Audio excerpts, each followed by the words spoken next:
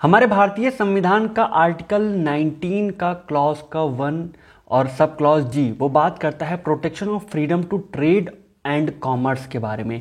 यानी कि भारत के अंतर्गत ये संविधान के द्वारा हर एक व्यक्ति को ये फंडामेंटल राइट दिया गया है, मूल अधिकार दिया गया है कि वो भारत के परिक्षेत्र में रहते हुए, इसके क्षेत्र में रहते हुए कोई भी लॉफुल बिजनेस या कोई कॉमर्स या कोई ट्रेड वगैरह, वो ऑक्यूपेशन वगैरह आराम से उसको एंजॉय कर सकते हैं, प्रैक्टिस कर सकते हैं। उन पे किसी भी तरह की इलीगल बंदिश, अवैध बंदिशें नहीं लगाई जाएंगी।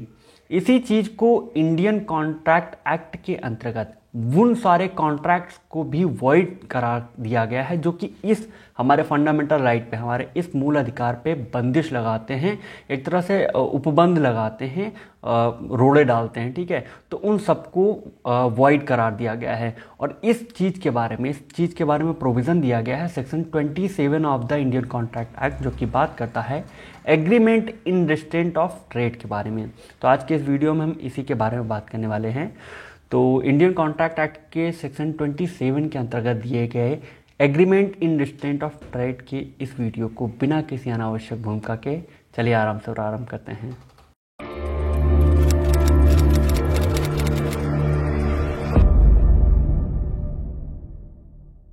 तो इंडियन कॉन्ट्रैक्ट एक्ट का सेक्शन 27 कहता है कि every agreement by which one is restrained from exercising a lawful profession, trade or business of any kind is to that extent void।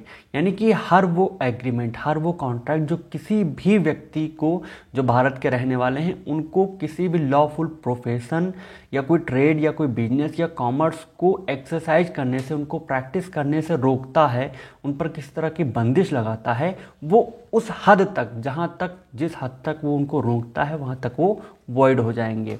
इस चीज़ को एक्सप्लेन करते हैं आगे की तरफ। ठीक है, तो आप इसे ऐसे समझिए कि जैसे मान लीजिए यहाँ पर चिंटू मिंटू को फिर से लाते हैं। ठीक है, यहाँ पर ये चिंटू हैं और चिंटू चाहते हैं कि वो लखनऊ के एक बाज़ार में एक उनकी शॉप है जहाँ पे वो चाय का एक पूरा वो खोलना चाहते हैं, कैफ़े। और वहीं पर चाय की कैफ़े मिंटू की भी है, यहाँ पर मिंटू की भी चाय की कैफ़े है। तो मिंटू ने ये सोचा यार, क्योंकि मिंटू के पास कुछ खासा पैसा वैसा था नहीं, तो वो छोटी मोटी दुकान लगा के ऐसे ही काम चला रहे थे, तो इनकी कुछ खासी इनकम नहीं हो रही थी। लेकिन चिंटू ने जो यहाँ पर दुकान खोली चाय की, इसमें कई सारी वैरायटी दे दी। चाय मतलब मसाला चाय, अदरक चाय, ये चाय, वो चाय, सिंपल चाय, पत्ते वाली चाय, मतलब इतने टाइप की कैटेगरी की चाय दे दी कि यहाँ पर मिंटू को होने लगा धड़ल्ले से नुकसान। मिंटू का धंधा एकदम बैठने लगा और चिंटू एकदम माला माल, दिन दुगनी रात चौगनी उन्नति करते जा रहे थे, पैसे छापते जा रहे थे। तो मिंटू ने सोचा यार कि ऐसे अगर चिंटू चलता रहा तो अपन तो भाई बर्बाद हो जाएंगे, हमें तो नुकसान हो जाएगा। तो यहाँ पर मिंटू ने चिंटू के साथ किया कॉन्ट्रैक्ट, एक एग्रीमेंट किया कि ऐसा भैया, इस जगह से तुम दुकान छोड़कर चले जाओ, ये जगह छोड़कर चले जाओ, चाहे जहाँ चले जाओ, बस ये जगह छोड़ दो, हमें हमारा बिजनेस सही से करने दो, और इसके बदले में मैं तुम्हें 5 लाख रुपए दूंगा। ठीक है, तो यहाँ पर इन्होंने 5 लाख रुपए देने का वादा किया कि चिंटू ये धंधा छोड़कर, यहाँ से छोड़कर चला जाए और कहीं भी ये धंधा वगैरह आसपास में ना करे। तो चिंटू मान गए, वो कहे ठीक है लाओ 5 लाख रुपए। मिंटू ने 5 लाख रुपए ने दे दिया। अब चिंटू छोड़ कर जाने को तैयार नहीं है, बाद में पैसे लेने के बाद भी तैयार नहीं है। तो मिंटू गए भाई कोर्ट की शरण में, कोर्ट में अपना अर्जी दिया कि यार हम दोनों के बीच में ऐसा एग्रीमेंट हुआ था कि ये अपना धंधा छोड़कर जाएंगे और पैसे भी ले लिए, जा भी नहीं रहे। तो कोर्ट ने ये कहा क्योंकि आप यहाँ पर उनके बिजनेस पर रिस्ट्रेंट लगा रहे हैं और ये रिस्ट्रेंट लगाने वाला एग्रीमेंट कर रहे हैं, और ये agreement section 27 of the Indian contract act के लिहाज से, उसके नज़रिए से वॉइड है। इसलिए आप इसको एक्सरसाइज नहीं कर सकते, इनका धंधा बंद नहीं करा सकते। और यहाँ पर मिंटू की लंका लग गई। तो बात जो भी हो, बस कहने का तात्पर्य ये है कि किसी भी व्यक्ति को उसके लॉफुल बिजनेस या प्रोफेशन या ट्रेड या ऑक्यूपेशन को एक्सरसाइज करने से, एंजॉय करने से रोका नहीं जा सकता, वो भले ही कितना भी पैसा दे के आप एग्रीमेंट वगैरह करें। ये होगी बात। आपने वो फिल्म देखी हुई, एक गोविंदा की फिल्म आई थी, मुझे नाम नहीं याद आ रहा है, याद आएगा तो मैं डिस्क्रिप्शन बॉक्स में डाल दूंगा। तो उसमें होता है ना कादर खान और गोविंदा के बीच में, कादर खान कोशिश करते हैं गोविंदा को मनाने की कि भैया, उनका एक छोटा सा, उनके रेस्टोरेंट के अंदर ही उनका एक झोपड़ा होता है जहाँ पे वो अपना ढाबा टाइप का चलाते हैं। तो कादर खान इन्हें कई बार लुभाने की कोशिश करते हैं, कई बार इनसे एग्रीमेंट करने की कोशिश करते हैं, कॉम्प्रोमाइज़ करने की कोशिश करते हैं, पैसे देने की कोशिश करते हैं कि कैसे भी करके ये अपना ये ढाबा लेकर चले जाएं, क्योंकि उनकी ढाबे की वजह से कादर खान को भयंकर नुकसान हो रहा था। और अगर ये भाई ये दोनों लोग अगर कोई एग्रीमेंट कर भी लेते और बाद में गोविंदा छोड़ के जाने को तैयार नहीं होता, तो कादर खान इसको वो नहीं करा सकते थे, इसको एनफोर्स नहीं करा सकते थे, क्योंकि इनके बीच में ये जो एग्रीमेंट है वो वॉइड होता है एज पर से the section 27 of the Indian contract act. आगे बढ़ते हैं, सब पॉइंट्स पे डिस्कस करते हैं। इनमें सबसे पहला पॉइंट है कि all restraints covered whether partial और जनरल।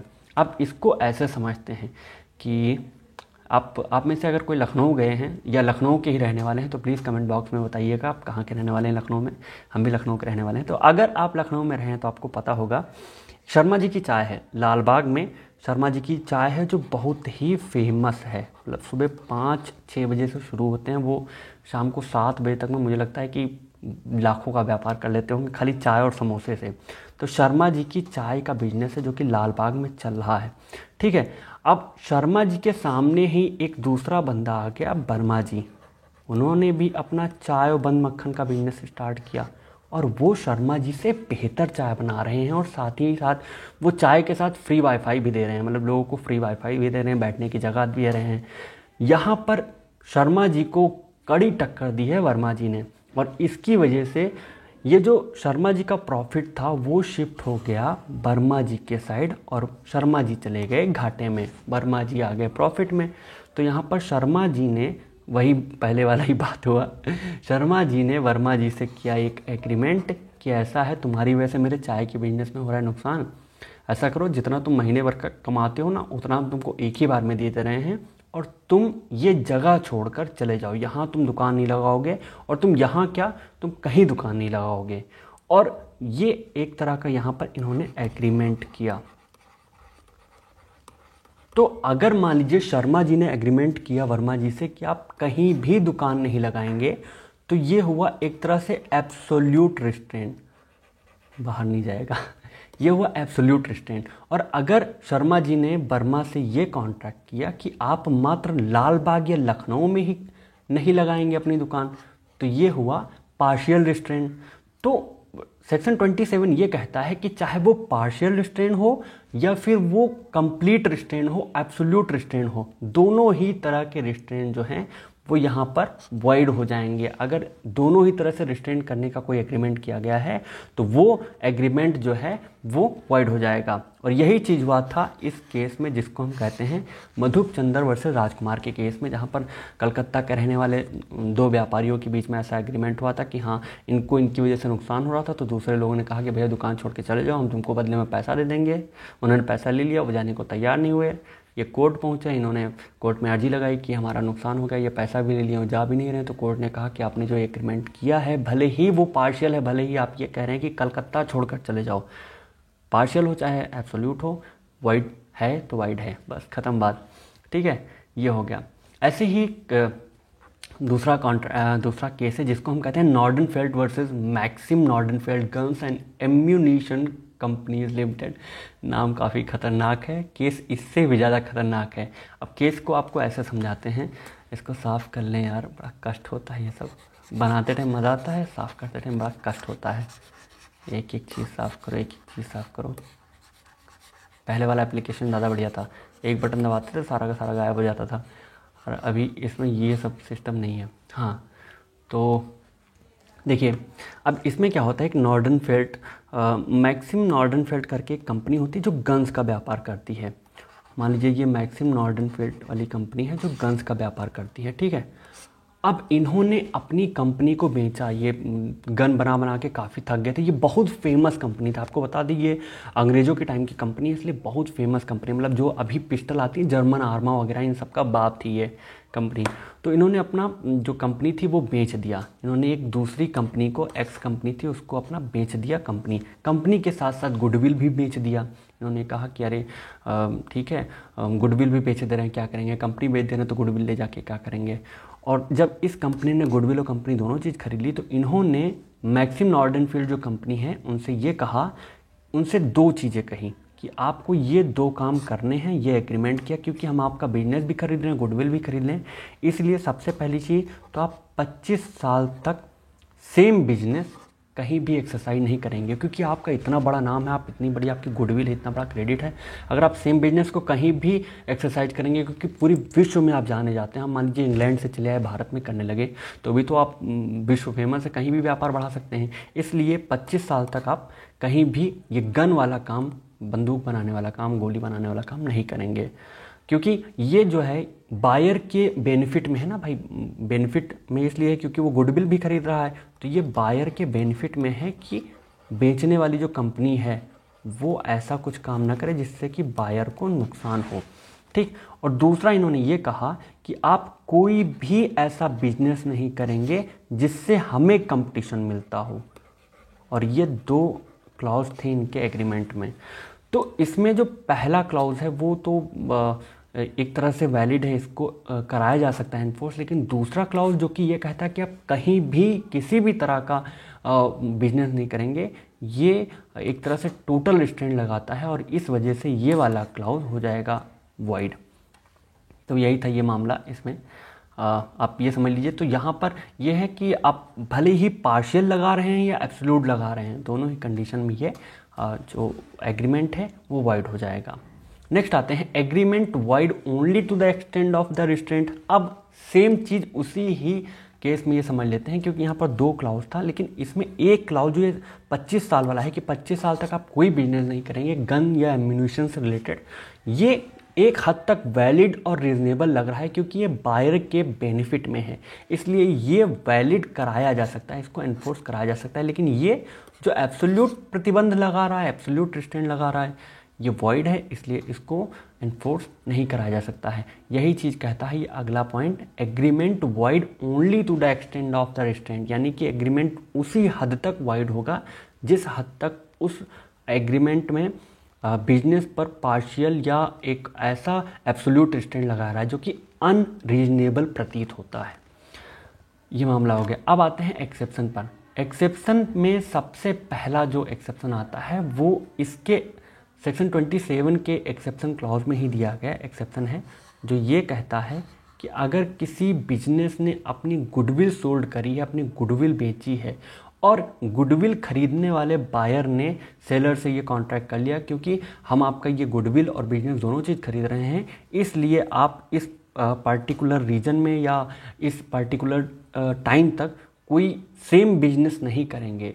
तो ये क्योंकि बायर के बेनिफिट में है और ये उनके लिए ज़रूरी भी है, क्योंकि वो गुडविल इतना महंगा पैसा दे के खरीद रहे हैं, इस वजह से ये जो कॉन्ट्रैक्ट होगा, ये कॉन्ट्रैक्ट को हम लोग के लिखते हैं, सर ने सिखाया, कनिष्क सर ने, कॉन्ट्रैक्ट को हम लोग के लिखते हैं। ये कॉन्ट्रैक्ट जो है वो वैलिड होगा, वॉइड नहीं होगा, क्योंकि ये बायर के बेनिफिट में है। लेकिन ये कॉन्ट्रैक्ट जो है ये रीज़नेबल होना चाहिए, ऐसा नहीं है कि आप पूरी तरह से प्रतिबंध लगा रहे हैं, ये रीज़नेबल होना चाहिए, तभी ये वैलिड माना जाएगा। ये एक्सेप्शन कहता है। इसमें वो नॉर्डनफील्ड वाला केस जो है वो आप उसमें डाल सकते हैं और उसको समझ सकते हैं। दूसरा जो एक्सेप्शन आता है वो इंडियन पार्टनरशिप एक्ट 1932 के अंतर्गत दिए गए 4 सेक्शंस का आता है, जिसमें सेक्शन 11, सेक्शन 36, सेक्शन 54 और 55 आता है। सेक्शन 11 ये कहता है कि अगर मान लीजिए कोई व्यक्ति है, जैसे A plus B plus C, math नहीं सिखा रहा हूँ यार, मैथ नहीं सिखा रहा हूँ, और प्लस D, इन 4 लोगों ने मिलकर एक पार्टनरशिप फर्म स्टार्ट करी और इनका अच्छा खासा धंधा चल रहा है, ठीक है। तो ये सब मिलकर एक ऐसा कॉन्ट्रैक्ट, पार्टनरशिप एक्ट के अनुसार ये बताया गया कि इनमें से कोई भी व्यक्ति इन पार्टनरशिप फर्म के अंतर्गत रहते हुए अलग से अपना कोई बिजनेस नहीं कर सकता जो कि सेम मिलता जुलता हो, क्योंकि यहाँ पर आपका जो हित है वो आपके पार्टनरशिप फर्म से रिलेटेड है, और अगर आप कुछ अलग से काम कर रहे हैं जो आपको प्रॉफिट दे रहा है, बेनिफिट दे रहा है, तो वो आपका बेनिफिट यहाँ की पार्टनरशिप बेनिफिट, जो पार्टनरशिप फर्म है उसके बेनिफिट को, उसके इंटरेस्ट को हार्म कर सकता है। इसलिए यहाँ पर पार्टनर्स को ऐसा कोई काम करने से रोका जा सकता है जब तक वो उस पार्टनरशिप फर्म में है या पार्टनरशिप की बिजनेस में हैं, तब तक वहाँ पर पार्टनर्स को रोका जा सकता है। सेक्शन 36 बात करता है उस कंडीशन के बारे में जहाँ पर कोई आउटगोइंग पार्टनर बाहर जा रहा है, छोड़ कर जा रहा है पार्टनरशिप फर्म को या पार्टनरशिप को छोड़ कर जा रहा है और गुडविल के वो पैसे ले चुका है। तो यहाँ पर जितने भी बचे हुए पार्टनर्स हैं वो यहाँ पर आउटगोइंग पार्टनर से, बाहर जा रहे पार्टनर से जो छोड़ के जा रहे हैं उनके साथ एग्रीमेंट कर सकते हैं, क्योंकि आपके पास हमारे राज हैं, हमारे सीक्रेट्स हैं, आपके पास प्रतिभा आ गई है, इतने दिन में आपके पास क्लाइंट्स भी अच्छे खासे हैं, तो एक रीज़नेबल रिस्ट्रेंट लगा सकते हैं कि इतने दिन तक या इतने जगह पर तुम कोई भी ऐसा सेम काम जो कि हमारे फर्म से रिलेटेड है वो नहीं करोगे।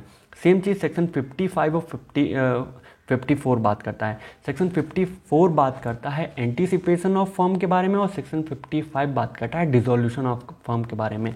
और इन दोनों ही कंडीशन में पार्टनरशिप जो पार्टनर्स हैं उनके ऊपर उनके बीच में एक एग्रीमेंट करके उनको सेम बिजनेस या ऐसा ही कोई बिजनेस एक्सरसाइज करने से रोका जा सकता है, और ये जो एग्रीमेंट होगा वो वैलिड माना जाएगा according to the partnership act 1932। Next आते हैं हम अपने अगले और लास्ट सेगमेंट पे, जो कि है बाई जुडिशियल इंटरप्रिटेशन का। बाई जुडिशियल इंटरप्रिटेशन में सबसे पहला पॉइंट आता है ट्रेड कम्बिनेशन का। ट्रेड कम्बिनेशन, अगर आप सब्जी वब्जी खरीदने जाते हैं मंडी वगैरह, तो आपको पता होगा कि मंडी में होता है ना व्यवसाय संघ होता है। ऐसे ही सोने वालों का जो स्वर्णकार लोग होते हैं, जो ज्वेलर्स होते हैं, उनका भी एक संघ होता है। और वो संघ इस वजह से बनाते हैं ताकि वो जो चीज़ें वो बेचते खरीदते हैं उनकी मिनिमम और मैक्सिमम प्राइस को डिसाइड कर पाएँ, या एक तरह की पूलिंग कर पाएँ कि जैसे मान लो किसी एक बंदे को कोई ज़रूरत आन पड़ी है अचानक से पैसे की, तो वो उस पूलिंग से पैसे दे सकें, उनकी मदद कर सकें, वेलफेयर फंड वगैरह। ऐसे ही करके जब कई सारे लोग, कई सारे ट्रेडर्स मिलके एक संघ स्थापित करते हैं जो कि उनके बीच में रेगुलेशन के लिए होता है, उस ट्रेड को, उस बिजनेस को रेगुलेट करने के लिए होता है, तो ये ऐसा ट्रेड कम्बिनेशन जो है इनके अंतर्गत किया गया ये एग्रीमेंट वो वैलिड माना जाएगा। जैसे कि fresher and company versus Bombay ice manufacturing company, गलत जगह कर दिया, इसमें ये हुआ था।